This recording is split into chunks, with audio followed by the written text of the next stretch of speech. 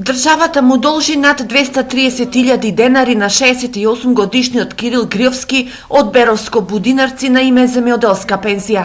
За него ова се парите кои државата му ги скратила за период од 3 години, односно од 2009 која ги исполнил условите за земјоделска пензија до 2012 кога повторно државата го врати старото законско решение и им овозможи на земјоделците кои плаќале придонеси преку даноците повторно да се стекнат со правото на пензија. Проблемот е сега што не ми се признавија правото, значи од 7.8.2009. И од тога, значи, ме тераат 2 пати да тужам и 2 пати, значи, ми се уважи тужбите, значи.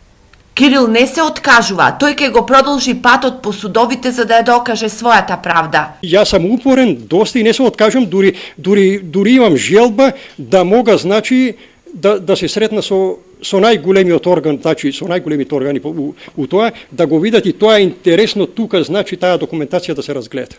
Од подрачната единица на фондот за ПИОМ во Берово се децидни. Измените на законот донесени 2012 година не важат ретроактивно. Не ги поседува правата за да оствари старосна пензија, од причина што во времето кога тој ја остварува тоа право кое го бара, не постои законска регулатива со која ние, како основ, би пристапиле и би донеле позитивно решение за него.